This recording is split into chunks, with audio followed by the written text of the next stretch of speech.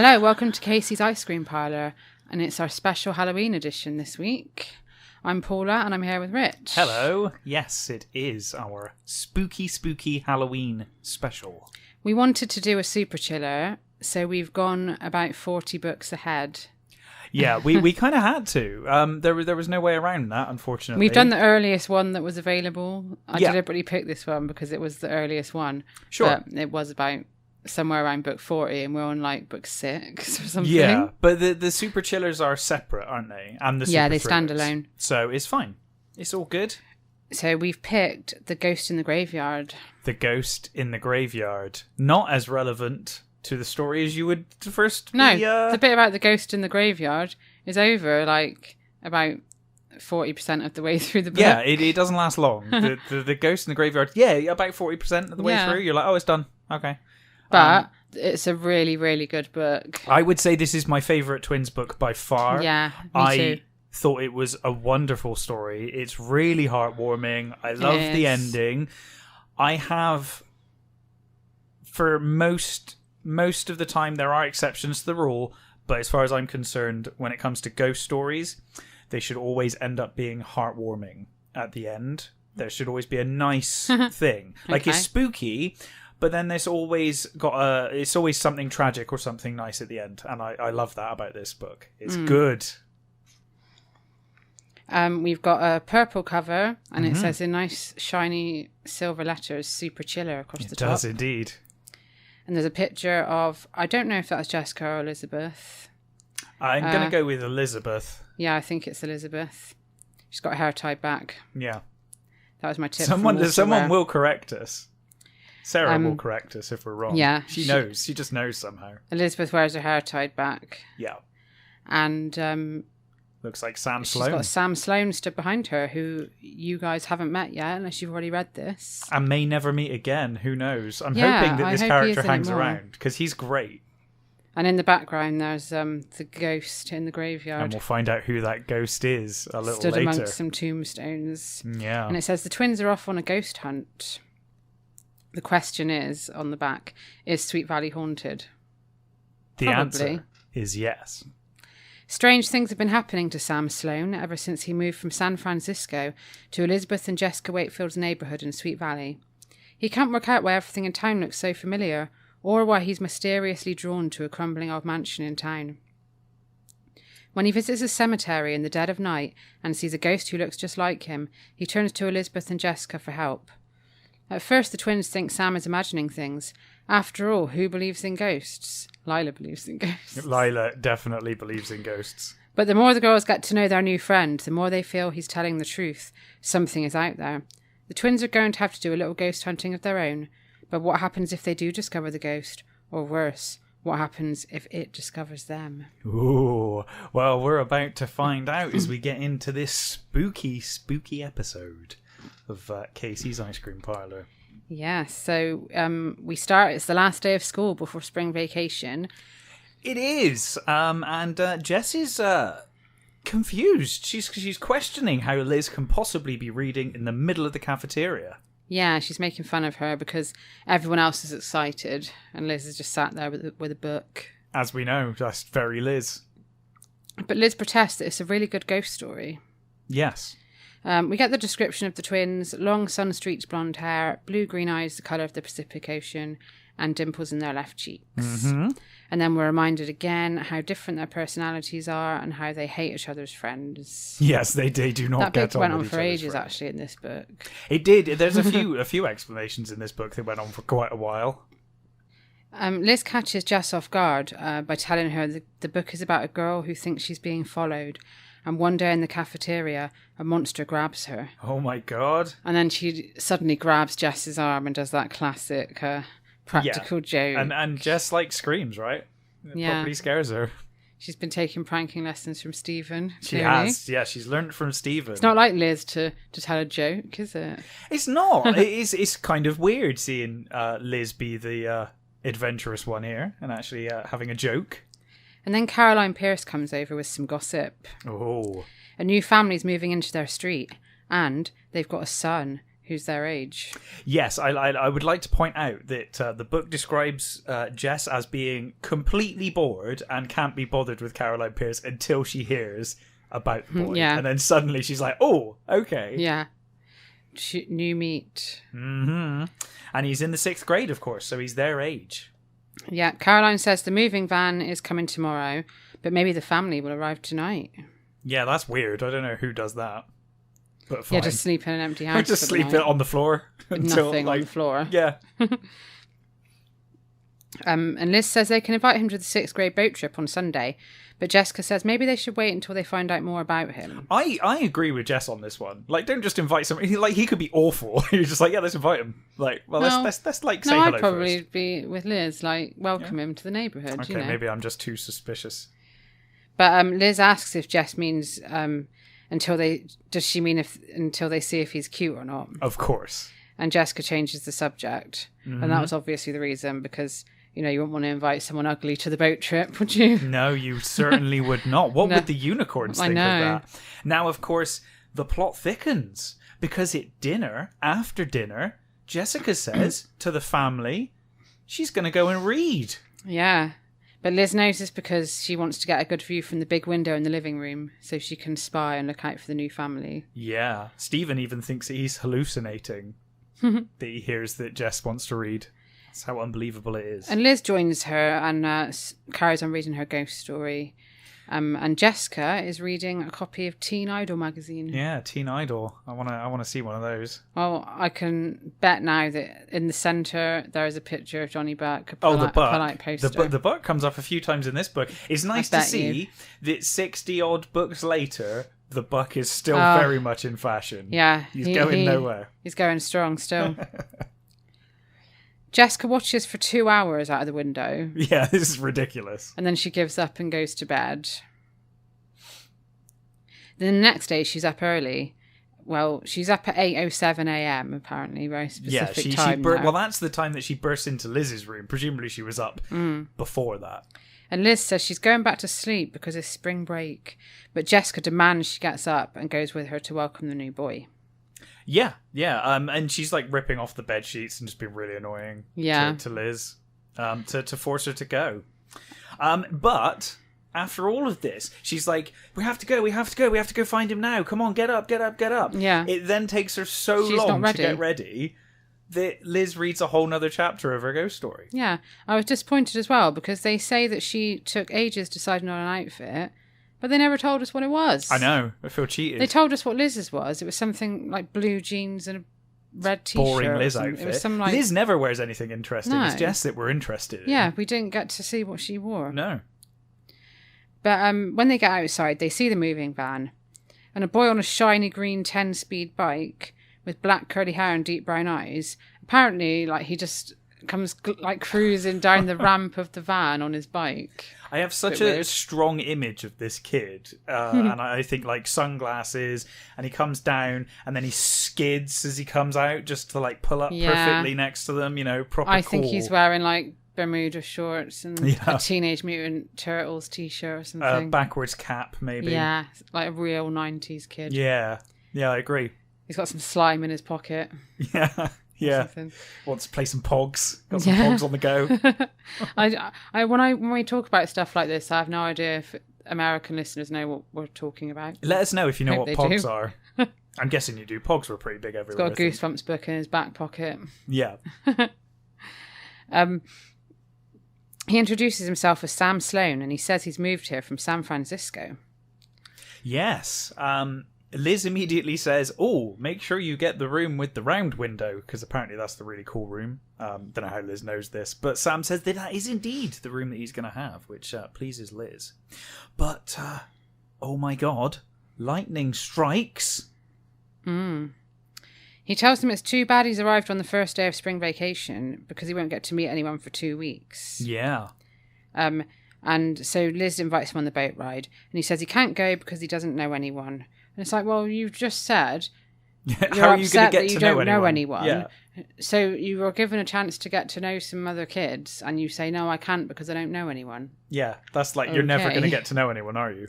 You need to actually take the plunge and meet people. But yeah, as they're having this conversation, like you said, lightning strikes, a storm hits. I love this bit because Liz immediately starts counting between the lightning strike and the thunderclap.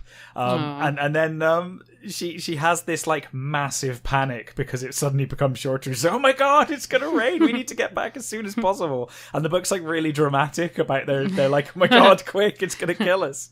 And of course, you know, Jess is loving what she sees of Sam, and also she's quite keen to make Lila jealous.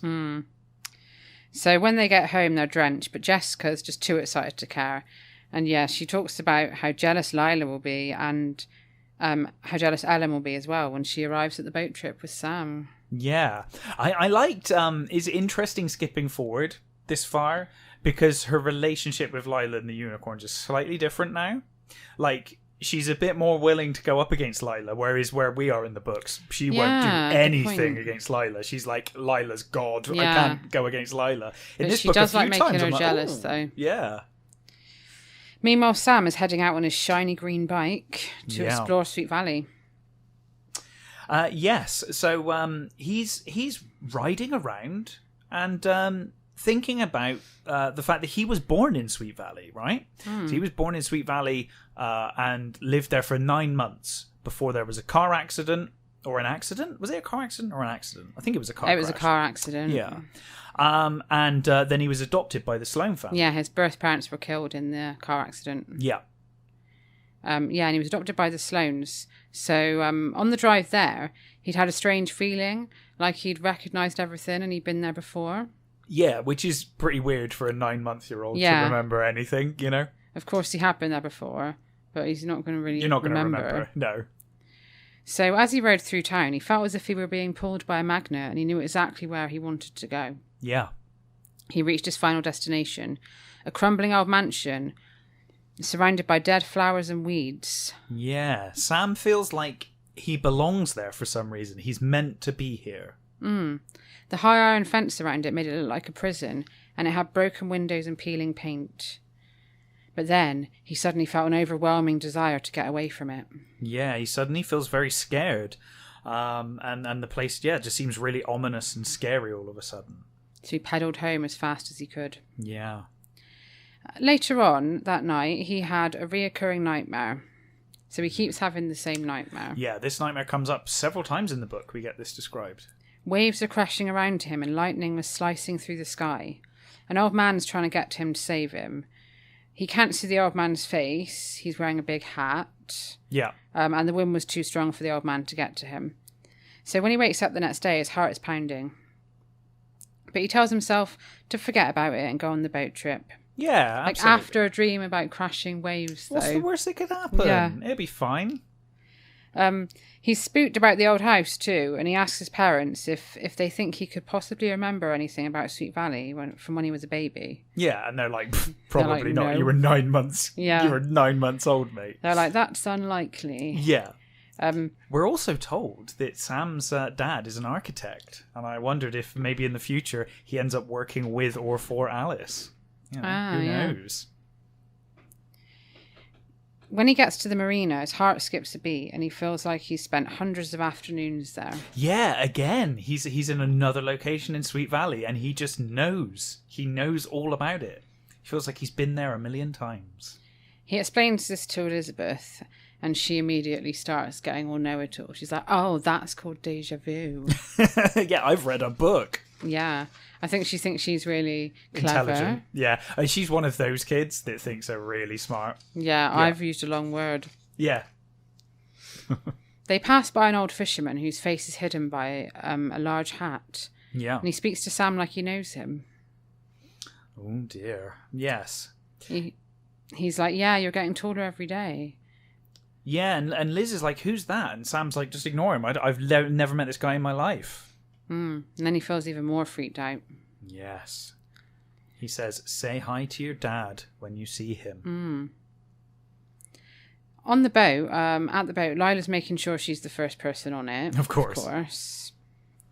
And Liz introduces Sam to Amy. Yes. And they say she's got thin hair this time. They say she's got thin hair, and I was really impressed. They didn't mention that she was a tomboy. No. But then they do later. So I was like, they've at moved this point, from limp hair to limp, stringy hair to just thin hair. thin, yeah. It's thinning now. Yeah. And he wants to find some other boys to talk to.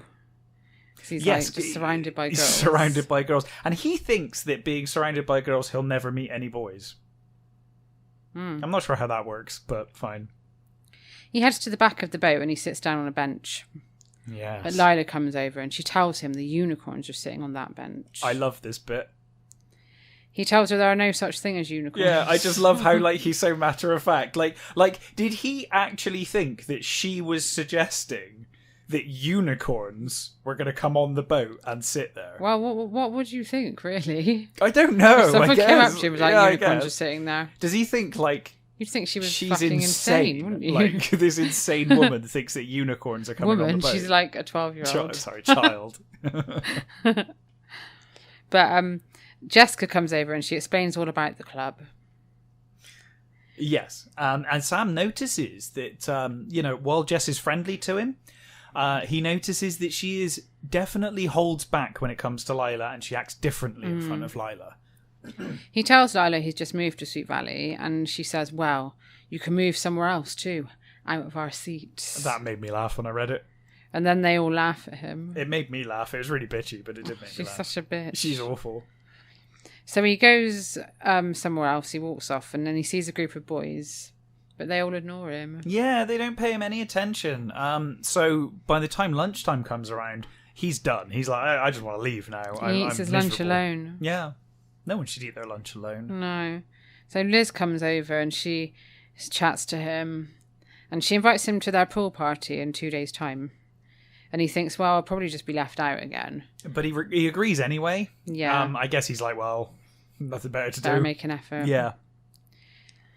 The unicorns are discussing him, and Lila says he's cute, but he acts like a dud. Yeah. Well, what do you expect? You went over and were instantly rude to him. Yeah, she was awful to him immediately.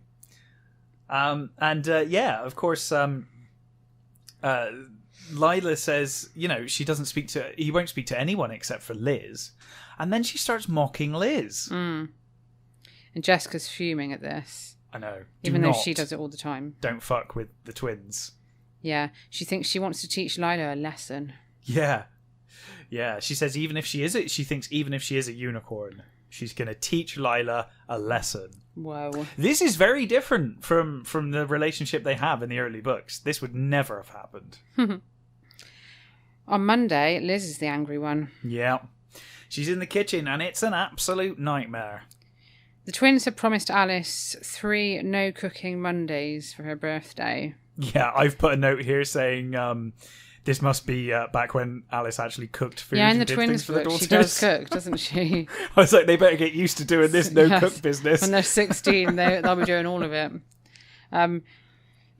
So basically, it's a no-cooking Monday where they do all the cooking and the cleaning for her. Yeah.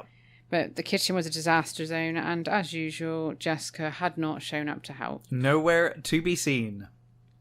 Stephen comes in. We're told he's a younger version of Ned. Of course. Tick. Tick the box. And she tells him they're having Alice's favourite tea. Broiled... Sorry, go on. I was only going to say that I think everyone's favourite meal in this book is disgusting. Yeah, it is, isn't it? All of them. Nobody's got a normal favourite meal. This might be even worse than the one we get later. And the one we get Yeah. later, I text you about. I'm not even sure what this is, to be honest. It sounds awful. Alice's favourite meal is broiled flounder. Now, flounder's a fish, right? Yeah, it just made me think of The Little Mermaid, to be honest. Oh, no. Poor flounder. Oh, okay. I've never heard of a flounder apart from The Little Mermaid. Right. And I'm not really sure what broiling is either. I wonder if it is a fish. Maybe I only think it's a fish No, I'm because pretty sure of The Little I'm pretty Mermaid. sure it is a fish. But I don't know. It's not something we overhear. No, certainly not. And But, what is broiling? Yeah, in any case, it doesn't sound very appetizing to me. Yeah. Jessica sweeps in and she says she's sorry her unicorn meeting went on so late. Yeah, she said it was a very important unicorn meeting. Yeah. Liz says she can help clean up instead. Yeah. And it's at that time that Stephen falls to his knees and he says he's too weak to even stand up anymore. He's so hungry. Thing is, he's probably genuinely is because he seems to eat constantly. I think it's the running joke, isn't it? That Stephen's always eating. After the meal, Jessica runs off and she says she has to watch a Kent Kellerman movie on reincarnation that's just starting on the TV. Yeah, apparently this is like the most amazing thing ever. Yeah, and she can't help with the cleanup. No. Can't miss the Kent Kellerman movie. And Liz says Jess must have been reincarnated as a monster. So yeah, Jess starts watching, but as soon as the commercials hit, Jess is on the phone to Lila. Yeah, they've got to talk about this film. They have to. It's like, it is the talk of the town. And Lila has quite a revelation for us. She does indeed, because, Jess says, how scary all of this reincarnation is.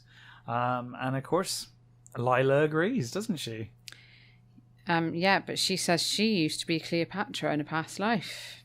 Now, Jess laughs at this, but then Lila is like, I'm completely serious. Yeah, she's like, really I'm offended. almost certain that I was Cleopatra. Yeah, and she haughtily says, you wouldn't understand. And she hangs up on her. I know, she's like that annoyed. But that how she dare hangs you up. not believe me? Like, she's saying this like it's fact. It's not like, oh, I think I was. It's the fact she was Cleopatra. Yeah. Get used to this, by the way, because everyone, bar one person in this book, they all think they're reincarnated, but they're always famous people. Like, everyone's famous. Yeah. Like, it's not like some random like I was a farmer in the 1800s. It's like, no, I was Albert Einstein, or like... And when Lila hangs up, Jessica furiously throws a pillow across the room. Yeah, she's really angry with Lila in this book. That's the most ridiculous argument ever. I know. It's the kind of thing you would maybe argue about as a kid, though. Yeah, it's very when you're 12. childlike. It makes sense. So it's time for the pool party. Oh, yeah.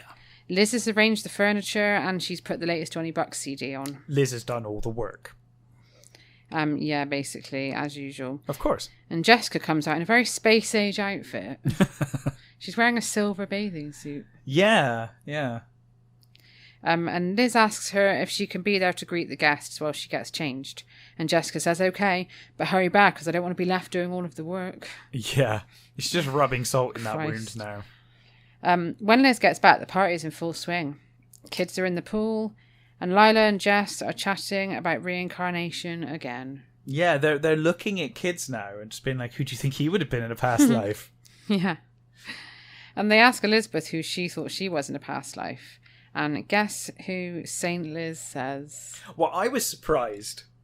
I'm not surprised because it's exactly what Liz would say. So she says that she was Florence Nightingale, of course, founder of modern nursing as we know it. High opinion of herself. Very high opinion of herself. Is very much like Liz. I'm surprised though, because honestly I thought she would have gone with like Jane Austen or Bronte or someone like that, like a writer. I was kind of thrown by that, but yeah, it's very self-righteous and yeah, absolutely what Liz would say. And Lila and Jessica don't even know who Florence Nightingale is. And then Lila starts going on again, telling Elizabeth how she was Cleopatra. Like it's a proven fact. I love it. It is just, it's fact now. It's not even like up for debate anymore. It's like, no, I was Cleopatra. And Liz and Amy are just bored of this crap. Yeah, of course. And they like roll their eyes. We do get mention of Amy being a tomboy here as well. So they got it in. And they head over to the pool. Amy joins in with a game of keep away. Yeah. Whatever that is. I don't know. Is that just running away from people? I don't know.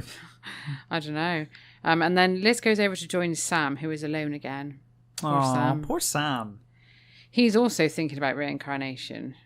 These seriously. These kids are obsessed with reincarnation. Well, yeah. The whole party's buzzing with it. It's really weird because, like, they start talking about reincarnation with Sam, and then Liz is like, oh my god, he's super serious about reincarnation. But I think Lila is too. Yeah. I think they all are. Sam tells Liz about the old mansion, and he says he thinks he might have lived there in a past life. Yeah, and Sam's like, "Oh, you probably don't believe me," but Liz is like, "No, I believe you. Like, I believe that you believe what you're saying." And then Liz has to go and help Jess serve the hot dogs. Yes. Now, it should be pointed out that Sam asks Liz to keep this a secret. Yeah. And this is the shortest amount of time that Liz has ever managed to keep a secret, because she immediately walks over to Jess and just tells her. Yeah, literally immediately. And she says, well, actually, she doesn't just straight out tell her. She's like, oh, I just had a strange conversation with Sam. Yeah, like, if you want to keep a secret, don't And then say Jess is like, that. what about? And she's like, nothing. Yeah, like, oh. It's like, why bring it up Why then? bring it up? And then, we get the usual, like, tell me. Oh, I shouldn't say anything. Oh, go on. Oh, go on then. I'll tell you. And then she tells her. And, there's a massive fuss about it. She's like, just don't say anything. Yeah, absolutely. And Jessica says all this talk of reincarnation has given her an idea of how to get even with Lila. Oh my God. But she's going to need Liz's help. And of course, it's time for Liz to be reluctant but agree. Yeah, she agrees as long as it's nothing mean. Yeah. Like, of course it's going to be mean. It's Jessica Wakefield. Yeah. Meanwhile, Sam has attracted some attention. Yes. He's juggling with a very unbalanced combination of objects. It's odd, yeah. He's juggling with a beach ball, some mustard, and one of Ellen's shoes. Yeah. Which I guess must take some talent, because all of those things are very... And they're not even the same size. Odd sizes, weights, shapes. Yeah, beach balls are massive. Yeah, they're huge. Now, I was really happy here because one of the people that's there in the crowd is Ken Matthews. Yay. Little Ken. Little Ken's our here. Ken, our fave. It led me to think, do we think that Ken was Victorian in a past life? Maybe that's why he speaks the way he does. Yeah, maybe that's taller than I. Yeah. That's from our previous episode. That's from, you have no idea that's what from we're the talking about. basketball Casey's episode, yeah. Yeah. I forget which what episode that was, what book that was called, but yeah. It's the everyone is taller than I quote. And then Sam explains that in his old school at San Francisco, he had a module on juggling in gym class. Weird. Have you ever had juggling as a but I wish that we yeah. did. Sounds like a great school. It sounds more fun than most of the things I did in PE, that's for sure. And then at the end of the day, he hangs around and he offers to help Liz clean up because Jessica, once again, has vanished. There is a catch, though. Yeah. He's going to clean up if she agrees to come to the house with him. Yeah, the old mansion with him the next day. And meanwhile, Jessica is in her room with Lila and she's just watching Liz clean up out of the window. Yeah, of course. Because Lila's staying over that night. Yeah. So she puts the first part of her plan into action. Her revenge plan. Yes. She heads down to the den and she finds a history book called Notorious Women of Sweet Valley. I put a note here saying I wish this book existed for real. I put a note saying Jessica will end up in a future updated edition of that one day. Yeah, probably. Yeah. And Lila. Yeah. And then she fills Liz in on her part of what she has to do for the plan. Yes. At 12:30 a.m, Jessica glances over at Lila, who's sleeping, fast asleep on the floor in a sleeping bag. Yeah. Like, as if Lila wouldn't demand the bed. I know, She wouldn't be on the floor. This is like a commoner on the floor. Yeah. Unbelievable. No way would Lila sleep on a floor. No. I like that Jess has presumably just stayed awake all night waiting for Lila to go to sleep now. It's like half midnight. Yeah, she's been pretending to be asleep. And then she starts sleep talking loudly enough to wake Lila up. But what's she saying? She says, I have to get back. They wanted to steal my gold. I had to hide it. And of course she's struggling not to laugh with her eyes closed. She wishes she could see Lila's face as Lila's like, oh my God, Jess, are you okay? Wake up, Jess, wake up. And then as planned, Liz comes in. Who also must have stayed up all night for this prank. And she asks Lila if Jess was talking about a gold mine again. Lila gasps. And Jessica carries on, like, babbling about it. Yeah. And Liz says, Jess has done this before. She seems to know about something that happened a long time ago in Sweet Valley, but it's too creepy to talk about. Yeah, it's weird that this has never come up in any of your sleepovers before this. Yeah, they seem to have a lot, don't they? Yeah. And then Liz pretends to be scared, and she says, I just can't talk about it, it's too scary, and she leaves the room. Yeah. And then Jessica says, my name is Lillian Barnes. Yeah, because Lila keeps talking to her as Jess. She's like, Jess. And she's like, no, my name is Lillian Barnes. And when she wakes up, Lila tells her about what she said. And Jessica's like, I've never heard that name before. Yeah. But of course, Lila does know the name. Yeah. She's like, I've heard this name before. It's related to someone in Sweet Valley. And she asks for a history book. She thinks Jess was Lillian in a past life, and she wants to find out who Lillian was. Yes. Jess takes Lila to the den, and she brings out the Notorious Women of Sweet Valley book. And Lillian is in there. Of course. So Lillian owned a gold mine near San Francisco. This whole book is either Sweet Valley or San Francisco. Yeah. It's weird. She owned a gold mine near San Francisco in 1850. 2 guys tried to rob her, so she headed to Sweet Valley with 4 boxes of gold.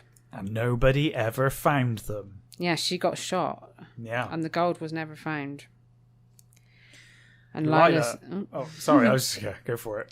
Lila says, maybe if Jess could remember where the gold was, she could be a millionaire. Yeah, which is not really how that works.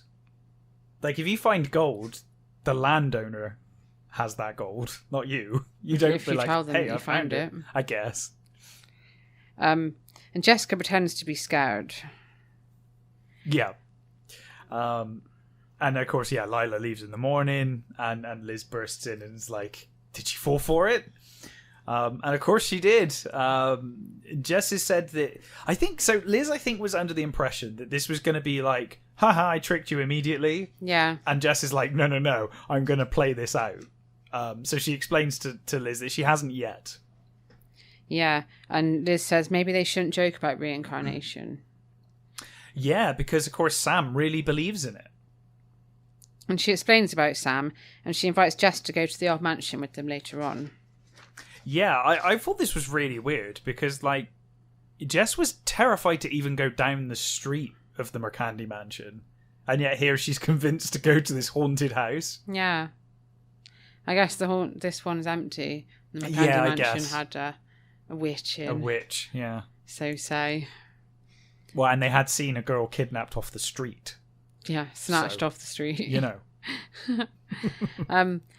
Sam has been invited to play basketball by Ken Matthews. Yes. Bless Ken. And I put a note here. I'm really pleased. Ken is now respected. He's respected. He's got friends he's playing basketball with. I guess this is where Ken starts to become the Ken we know in Sweet Valley High. And Ken is the one kid that's kind enough to call Sam up. Of course, Ken's been there. Ken knows what it's like. But he has to say no because he needs to go to the mansion. He feels like a fool for saying it as well. He's like, why am I turning down this opportunity? But he has to. He's drawn to this house. So he heads there with the twins and he tells them all about his past. About like the adoption and everything. Yeah. And Liz thinks maybe he lived in this house when he was a baby. Yeah, maybe it's not a reincarnation at all. Maybe you were just born here and you have some memory of it. But when they arrive there, Sam suddenly feels freezing cold, even though it's a hot day. Yeah, and Jess and Liz are completely confused. They're like, no, it's fine. And then he sees a figure in one of the upstairs windows. Oh my god. Maybe it's old man Mercandy. Yeah. Practicing his tricks in the attic. It is. It's the Mercandy witch. She moved house. Yeah. Because she knew the kids were onto it, she had to maybe move. it's Marvelous Marvin. Marvelous Marvin doing spells. That was his name, wasn't it? It was, yeah. Sawing someone in half up there. But the twins didn't see anything. So they decide that they're going to go around to the neighbours and ask... To start knocking on neighbours' doors, yeah. And ask if anyone lives there. The first door they knock on, a man just tells Liz, go away, I don't know you. That's me. That's like, if you knocked on my house, I'd be like, I don't know who you are, what are you doing? But the neighbour on the other side is a really nice lady. Yeah. And she tells them that it was old man Seaver's house. He was a very rich old man who died a couple of months back. Yeah, Sam's visibly upset by this. Old man Seaver lived alone and he never had a pleasant word to say to anyone. No, it's a real piece of work. So, yeah, Sam's pretty upset. The twins say they need to go home, and Sam says, go on ahead. I've got somewhere else I need to go. Yeah. So he's drawn again somewhere else. Yeah, he's got another weird feeling where he has to go somewhere. He starts walking faster and faster until he starts running. And he ends up at a cemetery. Yeah, the White Memorial Cemetery. Yeah. As he heads in, he notices that the sky turns from pink to purple. It's starting to get dark. He stood there looking at the graves, and then a hand grabs him from behind. Oh my god. It's a tall, gaunt, angry man who accuses him of being here to vandalise the graves. Yeah, he's like, where's your spray paint? Where do you keep your spray paint? Yeah. Sam explains, he says he's just looking for his parents' graves. Yeah, and then this cemetery caretaker's like, oh god, like, I've really upset this kid now. He's just here looking for his parents and I've accused him of like spray painting the graves. Yeah. I should probably be nice to him. And he says he knows the layout of the graveyard, so if Sam gives him details, he can help him find his parents' graves. But Sam's like, no, I can find it myself. Yeah, why? Just accept the help. Like, accept the help. I'd rather just wander around aimlessly in the dark amongst graves. There's a few times in this book where Sam just, like, for no reason at all, just acts really weird. It's like, why are you behaving like this? Clayton must be like, what is wrong with this kid? Like, I've just told you I can show you where to go. Yeah. So he just, like, goes off alone to find them. Yeah. And he finds a whole section of Burrows, which is the last name that he's looking for. Yeah. And he realises he had a lot of relatives once, including a boy called Michael, who died when he was the same age as Sam, 11 years old. Yeah. He wonders about Michael and who he was. Mm. But then suddenly he hears footsteps coming towards him. Oh my god. And then they get closer and closer and closer. And Sam can't believe it. As he looks up, he sees not only a ghost, but a ghost with his face. Oh my god. I immediately guessed Holy this twist shit. as soon as I got to this part. I was like, I know exactly what's going on here. Yeah. Obviously, he likes it. Of course, yeah. He's in a creepy cemetery at night. Meanwhile, Elizabeth has popped to the library on the way home. Yeah. And she's reading a book called The Story of Reincarnation. Here we go again. She's still doubtful about it, but she's discovered that lots of famous people believe in reincarnation. So decided, well, it must be right then. Yeah. Outside the library, she bumps into Sam. Yeah. Who tells her about the ghost. Liz is doubtful, so he says, come back to the cemetery with me. She says it's too dark. Yeah, so they're like, oh, we'll go another day. Yeah, she agrees to go the next day. And then when she gets home, she asks Jess to join them. Yeah. And Jess is scared. Of course. But Liz manages to persuade her. Yeah. The next morning, Jessica and Lila make a rare trip I know. to the library. They actually went to the library. I know. This is brilliant. So, go for it. This plan is fantastic. So Lila wants to learn hypnotism so she can hypnotise Jess and find out where the gold is. I love that all she needs to do, in Lila's mind, get a book. All she needs to do to perform hypnotism is just read a book and then she's an expert. Yeah. Jess gets all panicky. Yeah, she genuinely worries that this is going to work. Yeah, she thinks, oh my god, like, she thinks Lila will suddenly become like a master hypnotist and manage to find out that she's lying and that the whole thing's a prank. When they get there, Lila finds 3 books on the subject of hypnotism and she takes Jess into the reading room. Oh my god. She tells Jessica to empty her mind and concentrate on the sound of her voice. And then she asks if Lillian is there. Yeah, and I think at this point Jess is like, oh good, it doesn't work at all. Yeah, so she starts faking it and she says, yes, I'm Lillian. Yeah. And Lila asks her where she lives and she says McClarendon Street, which is the road that the old mansion is mansion's on, yeah. And then a woman on the next table was like, shut the fuck up. Can you kids just be quiet? We're trying to read. She's like really pissed off with them. So Jessica snaps out of it quickly and Lila tells her they need to go to McClarendon Street. Yeah, because of course the gold could be there. They head straight there, and then when they get to the old house, Jessica's like, this seems familiar. I feel like I've been here before. Yeah, you went there yesterday. Yeah. But then she remembers the figure that Sam saw in the window, and she suddenly feels scared herself. Yeah, but she's got a perfect excuse. She's like, hey, we agreed to meet the unicorns at Casey's. Remember, Lila? Yeah. So they all head to Casey's to meet the unicorns. And Lila tells her to keep it a secret from the rest of them. Yeah.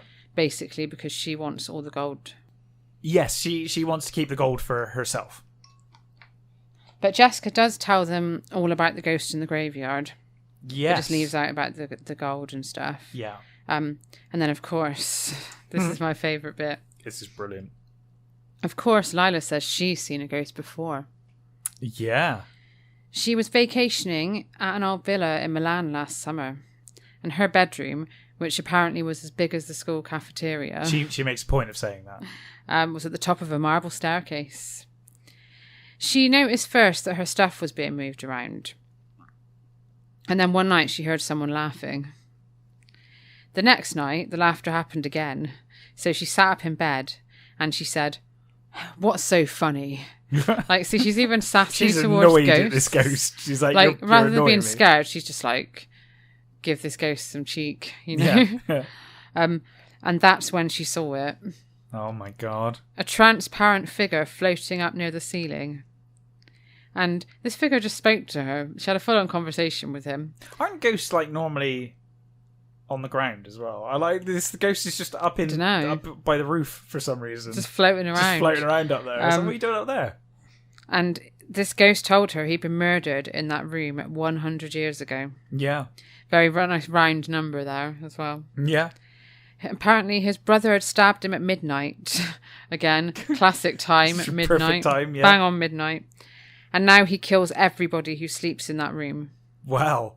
He's done a rubbish job so far. I know. Well, she wasn't worried, though, because the villa had 23 bedrooms. I love this. Yeah. I love the idea that there's a ghost that's like, I'm going to slowly ramp this up and then I'm going to murder you. Because I murder everyone. I murder everyone that stays in this room.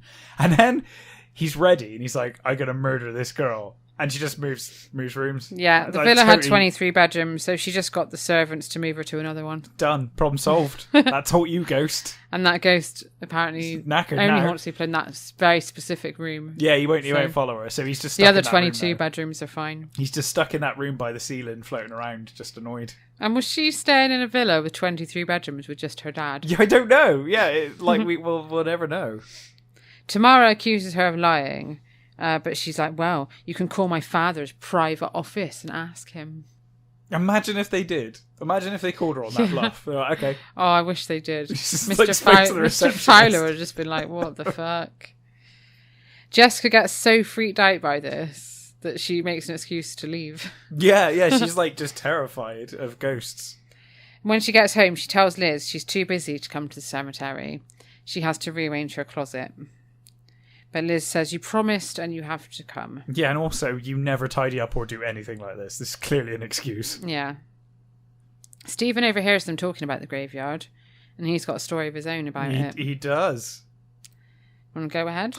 Well, he heard the story that once upon a time, 2 ninth graders dared each other to stay the night. And while they were there, something really strange happened. And Jess asks, what happened? Stephen says, noises. Ooh, terrifying. But they were noises coming from under the ground. And then they saw black shapes moving around all night as well. Yeah. I love that Liz says that she doesn't believe it.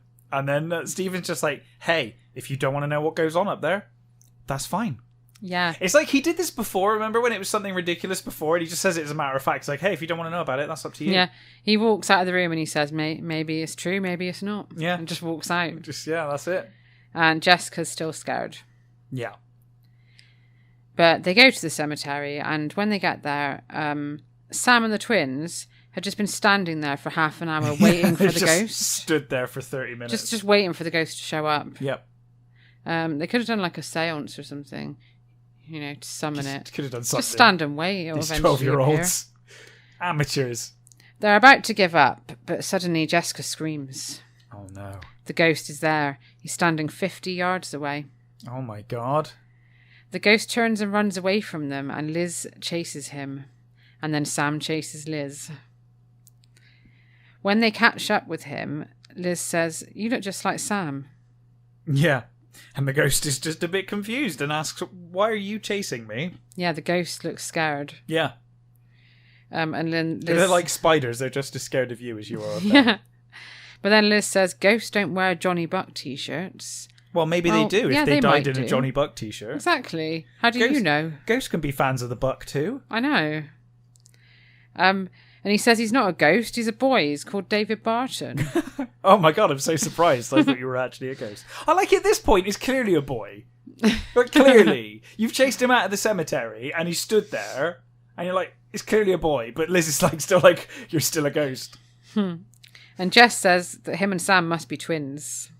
Oh wow, Detective Jess. So it turns out he was adopted too. He was the same age as Sam and he had the same birthday. Oh my god. So Liz suggests they both go and speak to their parents. I think that's a good idea. Yeah, I think that's the most sensible thing they can do. So they do. They all get the bus back. And Sam realises the fisherman must have thought he was David. Yes. The one that was like, "Oh, say hi to your dad for me." Yeah. So, and he believes the reasons that Sweet Valley seemed so familiar was because David must have been sending him messages via twin ESP. Yeah, so this one, we've had a little bit of twin superpower. But this book is fully like, this is a real thing. Like, all twins have this. I wonder if it is a real thing. Some twins do. There's a lot not of... being a twin, I don't know. Any twins listening? Is this real? I remember watching an episode of Strange But True where they said it was true. Oh, if Strange But True said it, then... fact. It's a fact. If Michael Aspel said it was, it's true. I'd rather hear it from someone in real life, know. No. So if anyone is listening, is it and has a twin, does this happen? Yeah, do you get weird like ESP things with your twin? Maybe let us know. And Liz explains to Sam and David all about her and Jess's twin tuition. Yeah. This is a really interesting part of the book, I thought. I thought it was really boring. It's boring. It's interesting for another reason. Because this is about 100 pages in of a 200-page book, or like 180-odd page book. And like, this here, if it was a normal twins book, the twins would go back with them, and they'd meet the family, and that'd be the end of the book. So it's like, it is almost like this story wraps here. Yeah. And then, like, it continues because it's longer, so we get this whole other story now that happens. Yeah, when this happened, I was like, they found out that it's not a ghost in the graveyard. Yeah, that's it. Where's it going to go now? But that's what I said at the start. It's quite misleading that they call it the ghost in the graveyard. Because the ghost in the graveyard, done. We're done with that now. We're moving on. Yeah. So David goes to Sam's house first, and then they discover they both have a dog called Terry. Yeah, they're like, "Oh my god, I've got a dog called Terry too." I guess they both named the dog. And Mrs. Sloane had no idea that Sam had a twin. No. She just didn't have a clue. And then when they got up to Sam's room, there's another coincidence. Oh my god, they both love the Buck. Yeah, they're both fans of the Buck. That's not surprising. Doesn't every child love the Buck? At David's house, though, it's a different story. Oh my god. They find out the Barton family knew all about Sam. Yeah, they walk in and doesn't his mum turn around and go like, "Sam, what are you doing here?" Yeah. And they explain to the kids that the twins' great Aunt Bee had custody of them originally, but she decided that she was too old to look after two babies, so she put Sam up for adoption. Yeah, she couldn't bear to lose both of them, so she was like, "Oh, I'll just give one of them up." Then. That's awful. Remember how much we complained and said it was really unfair when Ned let one of the twins go to New York and the other one stay? This is way worse. This is like that, but like a million times worse. Like, well, one of you's getting adopted, the other one can stay. Yeah, and also Aunt Bee hid David from the lawyers. Yeah. Because she was worried that the Sloanes would quite rightly want to adopt both boys and not have them separated. It's a bit weird to separate them, yeah. I know, so mean. And then a week later, she broke her hip and she was like, "Oh, I'll just get rid of David as well." Yeah, I can't be bothered with either of them now. Get rid of both of them, yeah. Should have got rid of him while I had the chance. She sounds awful. Yeah. She sounds heartless. She does. Meanwhile, at the Wakefield's house, there's some ridiculous scene going on. Yeah. Which you liked this, so you can talk about this. I had a bit of fun with it, but it should be pointed out as well that the Bartons say, because they do question it, like, well, why didn't you get Sam back? And they said, well, we did look into it, but we realised that Sam was with a loving family that loved him very much, so we didn't want to didn't want to take him away. So yeah, back at the Wakefields, Stephen is trying to watch game shows. He's trying to watch his game shows, and he keeps telling Jess and Liz to be quiet. And they mock him, and they say, "Do you really need complete silence for your game shows?" And Stephen then turns around and is all serious. And he's like, "You'll pay for that." Like, oh, okay. Oh my god. So the twins get back to talking and whatnot, and they start talking about ghosts again. They start talking about the graveyard, and Stephen's like, "You don't really believe in ghosts, do you?" And he says they act like a bunch of sixth graders, which obviously they are. They are. I find this whole scene really confusing, so I haven't even written it down. Well, suddenly, Stephen goes to the kitchen to get food. Not unusual. But then suddenly, the lights turn off, and they hear Stephen scream. And Liz is like, Stephen's pranking us. But Jess is convinced. Jess is like, oh my god, it's real. The ghosts are here. She thinks she sees a ghost, and she's like absolutely terrified. But then, of course, Liz finds the circuit breaker. And we're hearing scary moaning noises in the living room, moaning noises going upstairs. And Liz switches the circuit breaker back on, the lights come back up, and Stephen has disappeared along with all of the pizza. Yeah, he's stolen all of their pizza. Yeah. Apparently he'd even stolen a slice that had a bite taken out of it. Yeah, which is pretty gross. Like, he didn't leave one bit. No. Meanwhile, back at David's house again, they're still discovering similarities. Yeah, at this point, I guess it's exciting, but at this point, I'd be like, I get it, we're the same. Yeah, like I understand. Apparently, they both display their baseball cards, like I think most people do that collect them. Yeah, it says that they display them on their notice board, and I was like, they don't pin them to the notice board, do they? Because that seems like a really good way to ruin baseball cards. Oh yeah.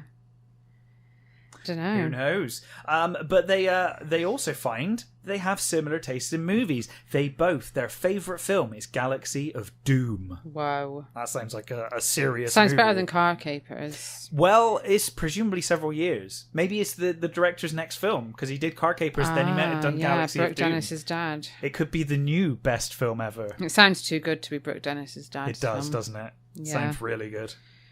Sam sleeps over and he confides in David about the reoccurring dream that he keeps having. Yes. And it turns out David has the same dream. Oh my god. And when they wake up in the morning, they've both had it again. Yeah. David shows Sam a photo he has of their parents. That apparently he keeps it in his sock drawer. Yeah. For some reason. For reasons. Sam can't believe it. No. They're standing in front of the old mansion. They are indeed. Sam explains all about the mansion to David, but he's disappointed because David just doesn't care. David says, I don't care about the past or dead people. Yeah. And it's weird, because then it's like, you don't care about the past or dead people, but you've got this photo in your sock drawer, and also you were in the cemetery the other night. Like, if you don't care about dead people, why were you in the graveyard? What was he doing in the cemetery? They never explained why he was there. He was just there. Just hangs out there. I guess it was just set up. They just wanted a cool introduction to his character, because it was like they never explained why he was there. No. And then he's like, I don't care about the past or dead people. It's like, that's literally what cemeteries are. Why were you there? And when Sam looks closer at the photo, he sees a face in the upstairs window. The face that he saw the previous day. He wonders if the house is haunted. And they both plan to go there later on, but they have to go to the bike shop first with David's dad. Yes, because their birthday's coming up, and David's dad is going to buy him a new bike for his birthday. Will it be a shiny green one? Well, who knows? Lila and Jessica are chatting on the phone, and Lila says it gives her the creeps that Jessica was murdered in a past life. Yeah, She wonders if this happened to all of her past incarnations. She's like, maybe Yeah. you always get murdered. And she's like, oh my God, it might happen again. Yeah. I would like to point out at this stage, Lila, you dickhead, Cleopatra was poisoned. So also murdered in a past life. Yeah. And Lila says to Jessica, you should really try and remember where the gold is ASAP, just in case you're murdered. Just brilliant. Okay. So, and she says, my father can advise you on what to do with it when you find it. Yeah, he knows all about money and gold. Yeah. So, of course, Jessica realises straight away what Lila's trying to do. Yeah. She for one moment, she's like, maybe Lila's actually concerned about me. And then she realises, no, it's just about the gold. She doesn't care at all. So she thinks she'll teach her a lesson. Yeah, there's like a brief moment where she's like, oh, maybe I shouldn't prank her. And then she's like, no, I'm going to get this girl. Back at the bike shop, the boys are still going on about things they have in common. Yeah. They both love spaghetti with clam sauce. Ooh. Or any food involving clams. Yeah. Does everyone in Sweet Valley just love clams? It seems to be a thing. It must be a big thing, clams. I'm assuming in certain parts of the US, clams are just a big thing. Yeah, they're not here. No, not at all. All I think of when I think of clams is Santa Clarita Diet now. Yep. Which everyone should watch on Netflix. A fantastic with show. Drew Barrymore in. It's amazing. Absolutely. She's zombified. She's undead. And it's because... I don't want to spoil it, actually, it's but a it involves complicated clams. Story. But it's wonderful, and it's really heartwarming, and they make a wonderful couple. Yeah. Timothy Olyphant and Drew Barrymore. Amazing. Great show. But anyway. Yeah, another similarity is that they both love soccer. Brilliant. Oh, These are all really common things, mostly. Yeah, they may as well be like, oh, we both got elbows. Yeah, like, you know. Oh my God, you've got a nose as well. Yeah, I know. Yeah, basically, that is where we're at now with these similarities. I think even if I discovered I had a twin today and we were doing this, at this point, I'd be like, all right, man, I get it. Like, do you know what I mean? I understand. We've got similarities. Fine. Like, we don't know. Do we have to do this for the rest of our life? Like, everything we do, we're like, oh, I do that too. Like, I've got a thumb. Yeah. Oh my God. I've got two thumbs. So have I. I enjoy breathing. So they bump into Liz and Jess again. There's a lot of like just people bumping into each other on this. Yeah, book, they do just happen upon each other all quite the a lot. time. Yeah, they bump into Liz and Jess. I'm really annoyed now as well because we can't. I always say the twins. I know. Liz I and started Jess. writing that in here, and then But I you had can't to. say the twins. I had to delete it because it made no sense Yeah, anymore. you have to say Liz and Jess or Sam and David now. Yeah, or the boys or the girls. Jess says that an off-road bike is a great gift, and I was like, I can't imagine Jess being thrilled if she got an off-road bike as a gift. Seemed very out of character for Jess. And they're at the marina, and they ask them along to the mansion with them. Yeah. So a few hours later, they all go to the mansion, and they discover that the gate is unlocked. Oh my God! And they head in. Inside, they find an old man in a straw hat doing some gardening. Yeah, I love Jess. Jess immediately slags off the garden. She's like, because he introduces himself as the caretaker, and she's like, "What'd you do? Yeah, this place is awful." For some reason, Sam is convinced that the old man is the guy from their dream, even though they've never seen the guy from their dream's face. Yeah, and he says he's PJ, the caretaker. Yeah. And they say they've never seen him there before, and he says, "Well, I just come over when things need doing." Mm-hmm. It sounds like things always need doing from the sound of it. Sounds like the place is literally falling apart. Yeah. He shows them the flowers, and he says his favourites are the perennial ones. Yeah. Because they come back to life every year. It's like having a second chance. Oh, do you get it? I got this straight away when I was reading it. I was like, I already know who this is now. But anyway. The boys show him the photo of their parents and ask if he knows them. Yeah. And he says he does, and it's a very sad story. So they used to live there. The Burrows built the house, and they passed it down through the family through generations. Yeah. The last of them to own it was Peter, who was best friends and business partners with Jeremiah Seaver. So Old Man Seaver, who lived... Old man, awful Seaver. The miserable old man, yeah. Peter mortgaged the house to get them the cash to build a factory because they wanted to go into business together. Yeah. But then they had a disagreement about money, so they sold the business and never spoke again. Yeah. Yeah. They both thought they were cheating each other out of money. So I didn't really explain much about how, but apparently for some reason they both thought they were cheating each other out of money. They fell out and never spoke again, which Jess immediately thinks is weird because as far as Jess is concerned, people can't stay mad at her for more than a day. She stays mad at everyone else. I know. She's still holding this grudge against Lila. Yeah. But yes, of course, Peter, we learn, tragically died a few months later.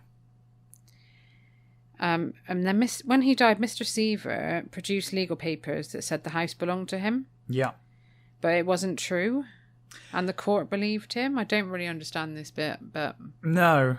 The court believed him, and Peter's widow and kids had to move out of the house. Yeah.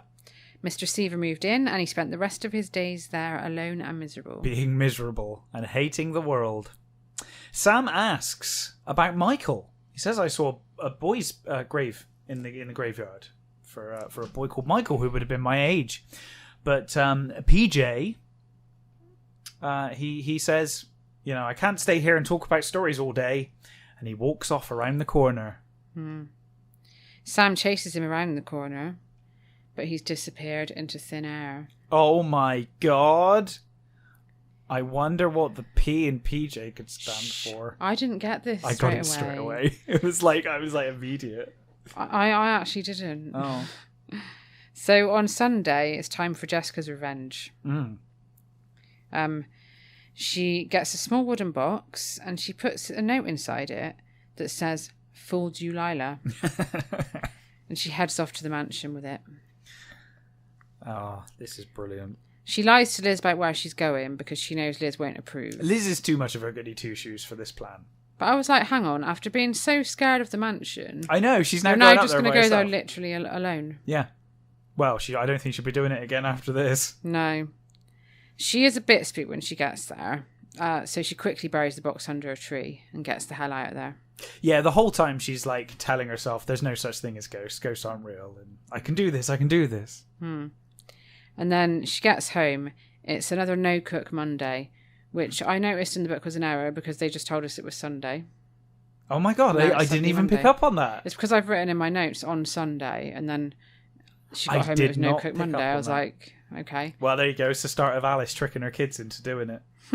Yeah. Well, it's the holidays now. They probably don't know the difference between a Monday and a Sunday. Liz is doing all the work again, and she's getting into a mess again. Yeah, she drops an egg on her ankle. Yeah. Jessica breezes in, and Liz tells her the spaghetti sauce has bubbled all over the stove. She cut herself slicing garlic bread, and that Jessica was supposed to help. Yeah, but Jessica was doing something really important. Oh my God, I love it. She tells this really ridiculous but somehow believable lie. She says that Janet made them stay at the mall to wait for Mr. Bowman, their teacher. English teacher. They'd heard he was going to be there shopping for clothes, and they wanted to watch him shopping for clothes. They had to see what he bought, because apparently he has terrible fashion sense. That's ridiculous. How did they know he was going to be at the mall? How did they get this tip off that he was going to be at the mall? And why would they care? Yeah. But somehow, it's believable. Do you think I said. Do you think on Friday night, after the school was ending, Caroline Pierce was like, "So, Mr. Bowman, what are you up to this weekend? Where are you off to?" Hot gossip. Mr. Bowman's going to buy some clothes. Yep. And then she says she still can't help Liz though because she's going to help Lila cook some tacos for a unicorn sleepover. Yeah. Oh my God, that's harsh. So you can't help Liz with the cooking because you're going to go and cook at someone else's house. Yeah, and Liz points out she's been cooking all of Jess's favourite meals as well. That's what they basically agreed to do, was they were going to do all of Jess's favourite meals. Well, she hasn't though, because the last one was Alice's favourite, the broiled flounder. Yeah, well. At Lila's sleepover, we get hair braiding, nail painting, and Johnny Buck blasting out of the stereo. Ticks all the boxes. It sounds great. It sounds better than the last sleepover Lila had. It does, yeah. And Jessica and Lila sneak off to the bathroom. And Jessica tells Lila she had a weird dream about a tree at the mansion. Oh my God. Lila gets excited and says, maybe the gold is there. They plan to go and look the next day. And then Janet knocks on the bathroom door. And she says they have to come out of the bathroom because they're all going to tell each other's fortunes. Aww. This is classic sleepover this time. This is how I remember sleepovers. Okay. So we know vaguely who's there. And by your rules, your sleepover rules, someone always goes home crying. Who's going home crying from this sleepover? Who do we think? My money's on Ellen, I reckon. Yeah. Ellen will end up crying and going home. I'll say Ellen. Yeah. Yeah. The next day, Sam has decided that he wants to find out more about his family. Yeah. And Liz has suggested that they go to check the birth and death records at City Hall. And then really quickly, Liz just finds Michael Burrow's entry. Yeah. Like, quickly and easily. Oh, this is at City Hall, isn't it? They go to City Hall and they like immediately she just looks at the piece of paper like, there he is. There he is. Like this whole book. Okay. They find out that Michael Burrows had the same birthday as Sam and David. Just a different year of death. Yeah. And it's tomorrow. Or birth. Yeah. Yes. So his birthday is the same as theirs. Yeah. There's also some text there that's too smudged to read. And they say to the clerk, what can we do about this? And the clerk's like, what do you want me to do about it? It's smudged. I know. But she does suggest that they go and check old newspapers at the library if they want to find out some more. Yeah. So they head to the library. It's gone 5. And this book makes out like this librarian is a complete bitch. But really, she's finished work for the day. She's locking up. It's like gone 5. And these kids come up and are demanding to be let in. They're like, it's really important. I need to read this newspaper. I need to look at the newspapers. It's like, go away. Like, I've been working all day. I just want to go home. Like, come back tomorrow. But the book makes out like she's being really awful. It does, and like Sam's like, oh, I just need so badly. It's like, the woman's been working all day. Just let her rest. Yeah. Come back the next day. The library's not going anywhere. Meanwhile, Jessica and Lila are at the mansion. Oh, no. And they're feeling spooked. Jessica just wants to get the joke over with now. Yeah. Because she's getting genuinely scared of everything and she just doesn't want to go to the mansion again. Uh-huh. And Lila's taking ages to find the tree. So Jessica ends up just like pointing it out. I think it's that one. There it is. And then when Lila opens... Lila starts digging around with a stick and she finds the box. She opens it, she sees the note, and she throws it down. Fuming. Says that her face turns beet red. She's so angry. Yeah, and she throws the box across the grass and storms off, slamming the gate behind her. Oh, no. Jessica collapses in giggles, but soon she stops. She can't get out. Yeah, she thinks when Lila slammed the gate, it must have locked. Yeah, she tries opening it and she can't open it. She's trapped. But lucky for her... the twin powers activate. Yeah, as Liz is on her way in from the library, she feels it. Twin tuition. She somehow knows that she's got to go to the mansion and that Jess is in trouble. Yeah. And when she gets there, she finds Jessica sobbing.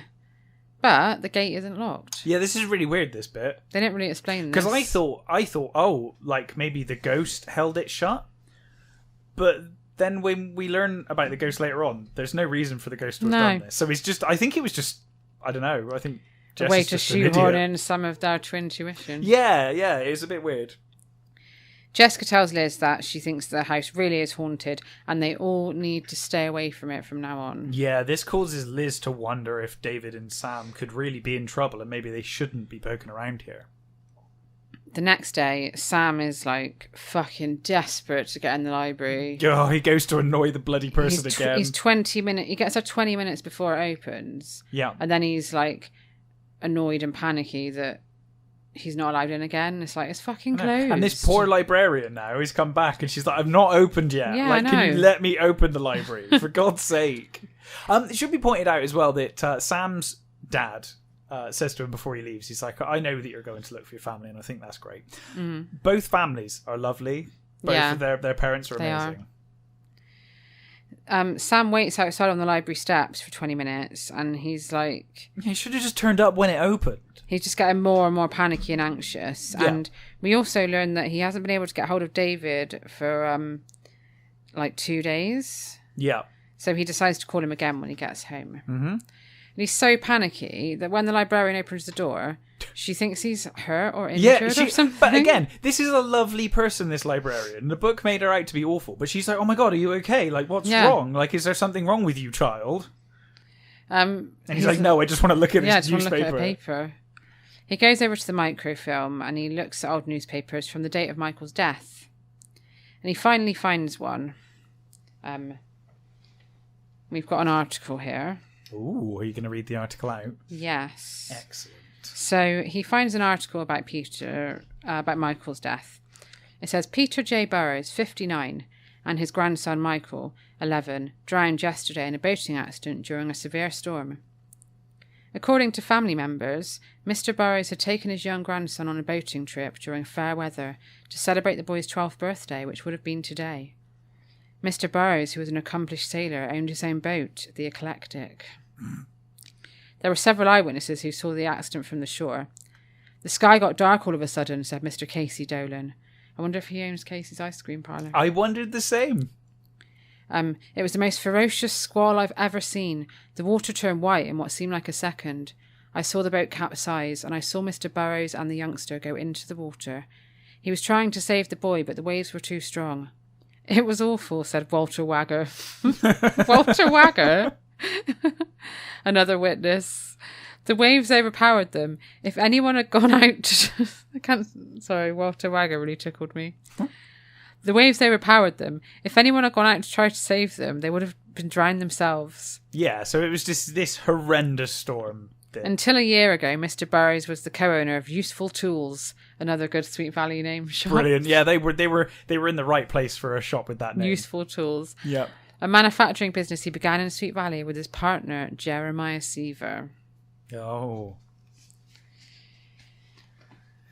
So, of course, Peter is growing suspicious about this Peter J. Burrows, but then he comes across photos. Yeah, the photos above the article. He couldn't believe it. Peter looked exactly like PJ the caretaker. Oh my God. He rushes to the phone in the library and he calls David. But Mrs. Barton says David's gone out with his dad. Where's he gone? They've gone sailing. Oh my God. The day before their 12th birthday. So literally... The day that this happened. Yeah. Sam's terrified history is repeating itself. Yeah. So he goes to get help. Where does he go to get help? Does he go to the police? Does he go to his family? Does he go to the Coast Guards? Does he go to the marina? No. Where do you think he goes to get help? He goes to the Wakefields. Of course. He goes and speaks to Jessica and Elizabeth. Not even like the parents. Well, he does say that they do say that he was thinking that Ned or Alice might be able to give him a lift to the marina. But even so... They're nothing to do with this. They're nothing to do with this. And he could have just phoned the marina, which, guess what, is exactly what Jessica... No, Liz phones the marina. No, but Jessica suggests it. Yeah, she does suggest it, yeah. Jessica's the sensible one in this situation. Yeah. So Liz calls the marina and she tries to get a message to Mr. Barton. Yeah. Like, what the fuck are you going to say to him? Like, don't get on the boat because we think that... a ghost is... Your ghost is going to drown them in the ocean. Because of something that happened 25 years ago. Yeah. But she tries to get a message, but... It's too late. They've gone out to sea. Yeah. First, she gets really frustrated when they ask her to spell her name. Yeah. She's like, haven't you heard of the Wakefields? Yeah. Don't you know who I am? My dad's a famous lawyer and my mum's an architect. She's an interior designer. Sorry. Calm down. Sorry. And then she even says, like, never mind who I am. Yeah. To them. And she tells them it's a matter of life and death. But yes, they are too late. The boat has set sail and it's headed for open water. Oh my goodness. So Sam says, I've got to get to the marina anyway. So now he's gone further away from the marina to go to the Wakefield house, and now he's going to go back to the marina. Yeah, and then the three of them decide they're all going to go to the marina. Like, to do what? Yeah, what are you going to do? But on the way there, a storm is brewing. Oh, shit. Oh, no. The waves are whipping into a white foam. Yeah. As they approach, the storm is truly raging by the time they get to the marina. Elizabeth spots the boat, and David and his dad are waving and yelling for help. Sam can feel everything David can, apparently. He can even taste salt water. Yeah. Suddenly he gasps for breath and passes out. Oh, no. The next thing he knew, he woke up on a bench, covered in blankets. There was a nice blue sky, and the storm had passed. Yeah. Everyone was there. Well, almost everyone. Yeah. The Coast Guard is still searching for David. Yeah, so they found his father.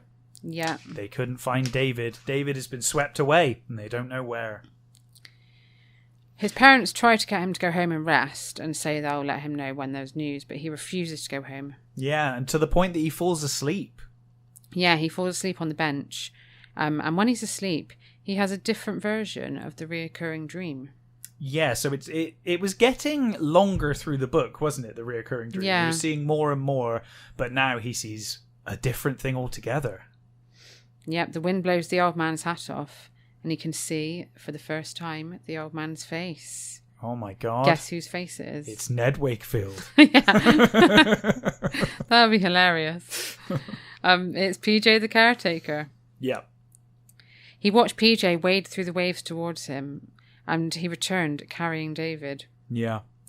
Now he sees where he takes him as well. It's this beach hut that he doesn't recognize, is not nearby, but yeah, he knows it. He feels it's a real place as he wakes up.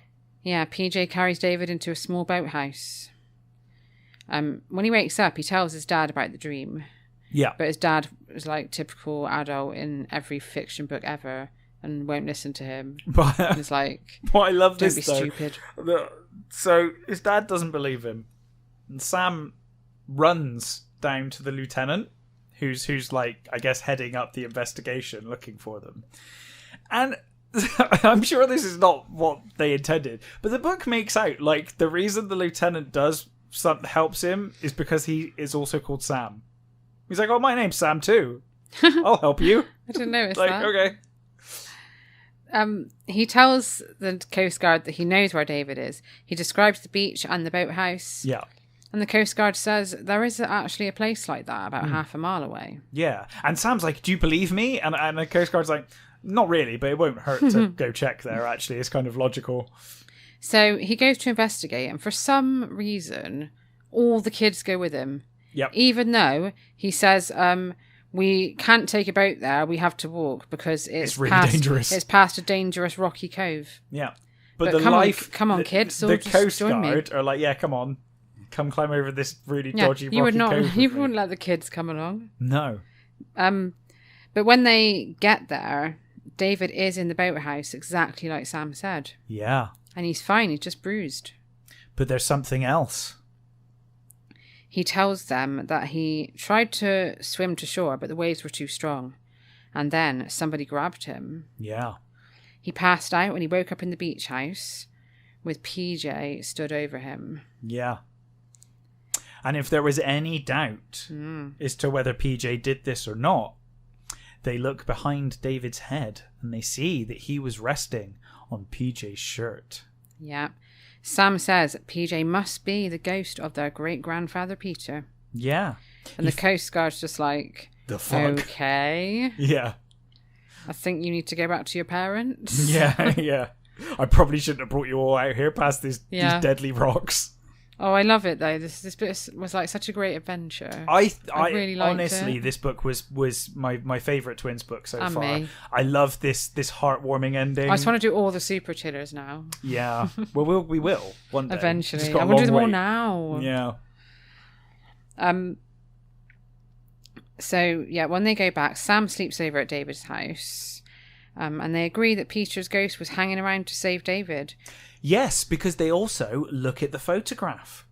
and they notice that the face in the window, PJ's face, is no longer there. Yeah. So they decide he's at rest because as he couldn't save his own son, Michael, he's saved David now. Yeah. And he's finally at peace. But there's more. There is more. A strange door had also appeared on the side of the house. Yes. In the photograph. A door that wasn't in the photograph before. And I think David says doesn't exist in real life, but Sam points out that whole side of the house is covered in ivy. Yeah. So this has seriously gone like Secret Garden now. Yeah, I know. Yeah. Remember when like they pulled the ivy back? We need to watch that film. Oh, yeah. And then they wonder if it's a message from PJ. Yeah. So the next day they head straight over to the mansion. They ask a neighbour if she's seen the caretaker around. And she says, there is no caretaker. Yeah. Which is kind of obvious when you think about it. The house is in such a state of disrepair. I know. Obviously. Yeah. If there was a caretaker, and also, who's paying him? And also, they now know that the caretaker is a ghost. Yeah. Have you seen the ghost caretaker today? I just wondered if you've seen him. They head into the grounds and they pull back the ivy. After a few minutes, they find a doorknob. And it opens, not into a secret garden, sadly, but a shed full of boxes. Yeah. They find inside the boxes old books and clothes. David says it's nothing but Mr. Seaver's old junk. Yeah, it's not even... I would bloody love to go through all Mr. He's Seaver's upset old that it's junk. not even their relatives' junk. Yeah. Junk is junk. All junk is good to me. Yeah. We are proper... We would be all over that place. We love junk shops and stuff. We'd be all over that. Yep. And then they hear footsteps. But it's only Jessica and Liz. Who just, again, popped up here. Yeah, apparently they're looking for Jessica's missing headband. Yeah, sure. Actually, I think it would be Liz's headband. She probably borrowed it from Liz, didn't she? Yeah, I think at the beginning she did steal it. / borrow. So they all start rummaging through the old stuff. And Elizabeth is, of course, fascinated by an old desk. Yeah, well, that's her writer's instinct to go to a desk. Jessica opens one of the drawers in the desk and she finds a legal document. Ooh. David says maybe it's something to do with the house. And he says his parents are both lawyers, so they'll know what it means. Oh, that's one better than the Wakefields. They've only got one lawyer as a parent. So. But Ned is the best lawyer in town. Well, he is now, but we don't know whether this family moved away. Maybe he's only the best because they moved away. Yeah. Who knows? They should all team up, make a law firm together. I wonder if Ned got angry when they got back that they went to a rival law firm. Yeah, probably. At the Barton's house, David's mum says, it's just the papers dissolving the business partnership. Yes, but it's the real papers. And it does say that Peter agreed to pay Jeremiah more money if he kept the house in the Burrows family. So I'm assuming... sort of when he dies, it's got to go to back to the Burrows. I didn't really understand. Yeah, I think that was the idea. It doesn't quite make sense because he remortgaged the house, so if he hadn't paid the mortgage payments, it would have gone back to... I didn't really understand this it doesn't. bit. But anyway, it's a nice end to the story. But basically, as the only two living Burrows, the house now belongs to the boys. Yeah. They decide that they're going to have a birthday party there the very next day. Yeah, and of course, Sam's father is an architect. So he's like, oh, I'm sure my dad would love to do this house up. For free. For free. It's not like he's got real paid work to do. And this house is... It sounds like it's derelict. Like, it's not a case of, like, let's repair this house. It's like, this house is falling apart. Well, you're going to pay him, Sam? Yeah. The next... like how many no-cook Mondays will he have to do to get his dad to rebuild this house? The next day, the first floor has been emptied and cleaned already. Like, that was really quick. Was good work, guys. They've somehow made it, like, suitable to have a 12th birthday party. It's past a safety inspection to have kids in there now. Yeah. They're all wearing hard hats, but apart from that. But speaking of safety, they still don't have electric, so they've just lit dozens of candles around the place. In this wooden house. For a 12th birthday party. Like, yeah, that doesn't sound dangerous at all. Sounds great. Imagine if the book just ended with the house burning down. Because that's why we never hear from Sam and David in Sweet Valley High. Yeah, and they all die. This was the final Sweet Valley book ever. But Sam and David had dressed in identical outfits and they were wearing name tags, which they'd swapped around to see if anyone noticed. Yeah. We know who would notice. Of course we do. You can't kid a kidder. No. Jessica and Elizabeth notice straight away because that's their usual trick. Yeah. And then apparently there's a band playing at the party as well. Yeah. Well, we don't know who. No. Baby droids. Baby droids, yeah. Aw. Little Dana. Aw. Jessica notices Liz and Lila whispering about something in a corner. And she thinks that's strange because they barely speak usually. Yeah. And by 11 p.m, the only people left are the two sets of twins. Yeah. Like 11 p.m. That's a bit late. So it was a hell of a birthday And also, party, there's this. no fucking adults there. Or Literally. electricity. No, literally, the only people left in the house are the two sets of twins, it says. And a load of candles. Yeah.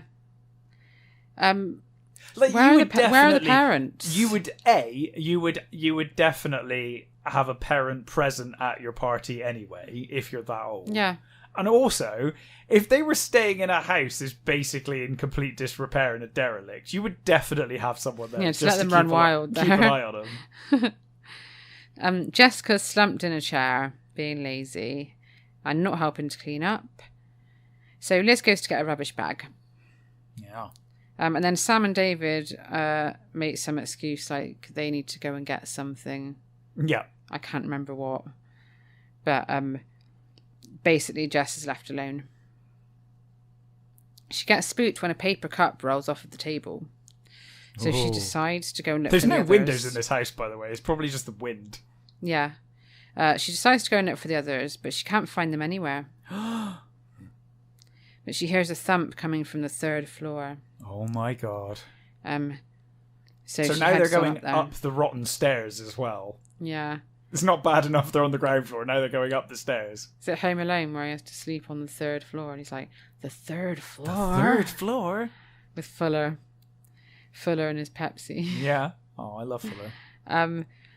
She heads up to the third floor and then she finds like Sam, David and Liz. Apparently they're sat on the floor in a circle with a candle in the middle. Yeah, they're performing a satanic ritual. Yeah, that's what I've written. It sounds like they're about to like sacrifice her or something. And then they claim to have just forgotten about her. Yeah. I was like, oh yeah, I you forgot wouldn't do I that. had a twin. But then Liz gasps at something behind Jessica. Oh my god. Jessica turns around and a dark figure roars at her from the hallway. Who could it be? Of course, it's Lila getting her revenge. Yeah. And they were all in on it. Yeah. Now, Liz did make Jess apologise to Lila prior to this. She actually got Jess to phone Lila and apologise. And they promised to never do any more pranks. But Jess takes it well and she says, now we're even. So back to the Wakefield's house. It's the final no cooking Monday. Yes, it is. Jessica tries to get out of it and then Liz does some like weird reverse psychology on her. Yeah. And she's like, okay, I'll do it. Yeah. But she gets into a mess. So Jessica drops the vegetables. She burns the sauce. And somehow she manages to fuck up jelly. Yeah, I You don't... literally just add water to it and put it in the fridge. Yeah, I don't really understand how you messed that Or up. Jello in America. Yeah. But we call it jelly here. So, Well, she probably forgot to put the clams in the jelly. clam jelly. Clam jelly. God. She throws everything away and she makes some sandwiches instead with American cheese slices. Brilliant. Well, it is No Cook Monday. Yeah, no cook Monday would seem to imply that no one cooks. Yeah, exactly. But, yeah. She's doing it properly. But she makes the cheese sandwiches fancier because she cuts them into triangles. Oh, that is the fancy way to have a sandwich, I agree. And she also picks the veg up off the floor and she covers it in salad dressing. Okay. Brilliant. Yeah, her family think it's hilarious. Oh, Jess. They all laugh and have well, as we great know, family meal. As we know, Stephen doesn't care as long as it's food. Yeah. So he's happy. And we don't have any preview at the end of this. It's a standalone, isn't it? Just was on its own. So yeah. That's the end of the book. I loved this book. I thought this book was fantastic. And as I said before, I do think the best ghost stories are always a bit touching at the end. You know, you find out the real reason the ghost was haunting, the real reason, and it's not as ominous or as horrifying as we originally thought. It was a lovely, nice sad story. I liked it with like the boat and stuff. It was like an adventure. It was like the famous five, but yeah. without annoying people, because we think without George. Yeah, we find the famous five really irritating. I find George insufferable. And it was like that, but with nice kids. Yeah, it was liked. Actually. And I really got to the end of this book, and I was a bit like, I'm kind of sad that Sam and David aren't around in Sweet Valley High, because I'd love to have seen how they progressed and who they became. But and we don't know if they're around in Twins. I hope they are. Haven't got that I far hope yet. they're still in Twins. Let us know if they are around after this book. Yeah. We had a few comments about New Girl, the New Girl.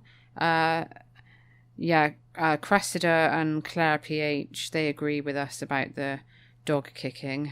Yeah, it's unforgivable. Cressida says nope, just nope. I agree. And Claire thought it was funny that she said, on average every 2 minutes, you said, she kicked a dog. I was really outraged by that. We were. And we had 2 messages from Sarah Rose, or I'm Sarah 1981, another one from Sarah Traver. They both said the Bobbsey twins were a book series. Yes, thank you for that. We didn't know. We were wondering. And Sarah Rose has actually sent us a little photo of the Bobbsey twins. I know, books. and they look so amazing. Good. I think it's going to be another book They're collection so we're going to want to I know, I want to start collecting them. And listen to the names of these books: The Clue in the Classroom, The Case of the Crooked Contest, The Secret of the Sunken Treasure, brilliant, The Clue That Flew Away, The Chocolate Covered Clue, and The Secret of the Stolen Clue. Oh, they sound amazing. Yeah, but I think that might be another set of books for the collection at some point. I can't collect any more types of books. Well, once you finish collecting everything else. I'll never finish collecting everything else. And yeah, apparently it's an old book series. It was revamped in the late 80s and early 90s. Oh, well, we don't want the revamp version. They're so cute. I think that's what she sent me, the revamp version. Oh, okay. Well, as long as they're cute. They look good. Yeah. And Sarah Traver said when Jessica and Liz planned like the birthday party at the end. Yeah. For Brooke, and they invited like the whole school. There's no way they would have gone for that. Yeah, and she said, how do they have the phone number for every kid in their whole school? Yeah. And wouldn't it take them hours just calling every kid in the school? There's like a bat signal for all the kids in school. And like I said, do you really think that Bruce Patman and Lila Fowler would be like, oh yeah, I feel really bad now, I should go and apologise? Like, no. They'd be like, no, I'm not going to that stupid party. And she has the cassette tape for Haunted House. She was telling us, and she remembers Nora's grandfather when he made the noises on the audio tape. It's got like sound effects and stuff. I really need to hear this. We need to hear this. We need to track down those, because we've heard the tapes. High ones, really high ones, because they were on YouTube. But yes, they were for a while. Never heard or seen the Haunted House Sweet Valley Twins. No, I'd love to hear that. And we also had I think this is actually the first time ever we've got a comment on Facebook. Oh, okay. Yeah, it's always on Instagram, so... I know. I mean, we don't really use Facebook that much, but it automatically shares everything I share to Instagram to Facebook. Yeah. But we do check it, so if you want to comment on there or message us, feel free. But Melanie Feely says that Jennifer is a lot like a less fun version of Jessica, and she also said our podcasts help her get through all of her grading every Monday. I'm really glad. We actually had I actually had a bit of a chuckle at that comment because we were reading about how schools banned Sweet Valley High in schools, and I thought it was really funny to think that teachers are reading it whilst banning it from their students.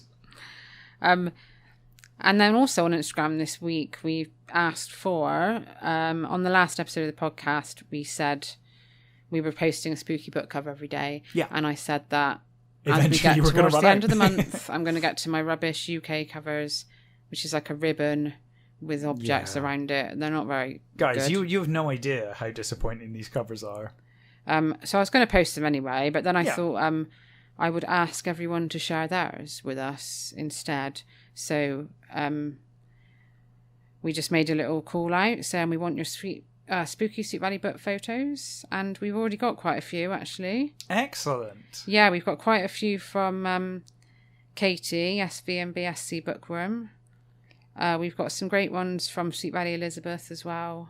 Oh, that's great. And also the Girl Who Cried Monster, aka Emma, has sent us some really cool ones. So in a few days when I run out, I'm going to start posting everybody else's. Yeah, but if you've got any spooky Sweet Valley covers that we haven't already posted on Instagram or Facebook, then please send them to us. More creative the photos, the better. Yeah, at Kelly's Roadhouse, obviously. Yeah.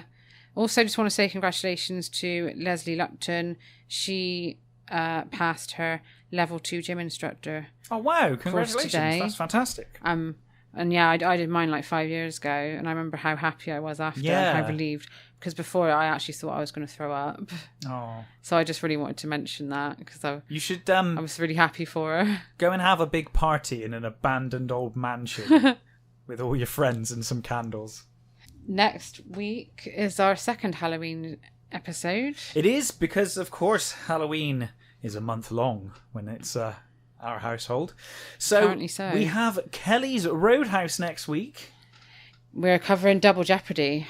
One of your favourites. Super thriller. Yeah, I love all the Sweet Valley super thrillers. Yeah. Apart from one. Mm-hmm. Apart from the one about Nicholas getting obsessed with a girl that he's only just met again. I can't even remember. No Place to Hide. Oh, classic, it's a pile of Nicholas. Shit. It's Nicholas again. Meets somebody, gets obsessed with them 5 minutes later. It's a pile of shit. But anyway. Aside from that, we will be doing Double Jeopardy next week. Our next creepy book for Halloween. And our next cases episode is Three's a Crowd, I think. Three is a Crowd, I believe it is. Something about Mary and what the big secret is. Yeah, we'll find out next time. But thank you for listening, everybody. Yeah, thanks for listening, and have a good Halloween. Bye-bye. Bye.